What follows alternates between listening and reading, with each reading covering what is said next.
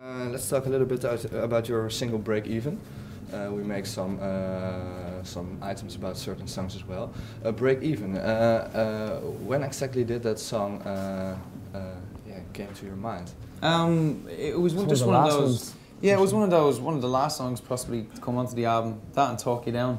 But yeah, it was just had this idea that when a heart breaks, it never breaks even. Somebody's always left with the lesser piece of the half, and one person didn't want to leave the relationship while one did. It means every time she had the best nights of her life, the best days of her life, is always his worst, and so on. So it was just a great little, I suppose, angle on a breakup.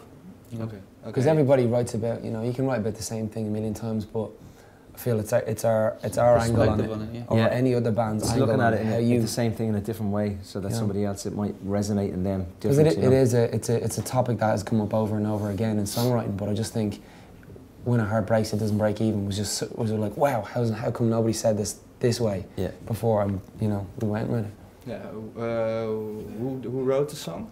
The concept was Mark's.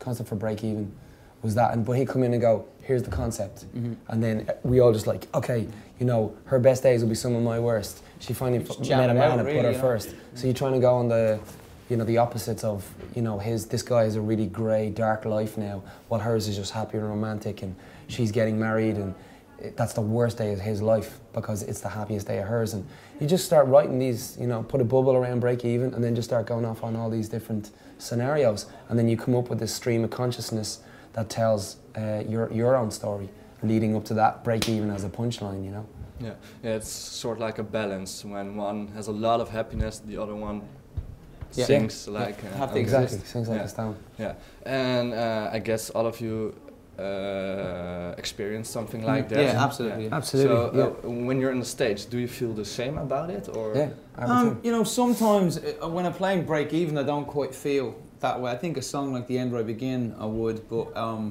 Breakeven has a great vibe on stage where people get so into it. It kind of feels a little bit different live because everyone just sings the song back to us. I'm more shocked that I'm standing there listening to this song being sung back to us than anything else. We always take a moment before the next song to just register and what the song's about. Really refrain about what the song is about.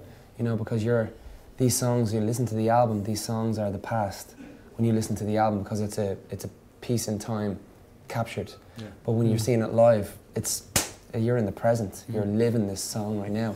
So you really have to just take your time, chill out, relax, take a deep breath, and get into like acting, kind of get into the character of the song and try and stir up those emotions that made you write the song in the first place, and hopefully that translates to the crowd. Okay, why does this song stood up against all those other love songs?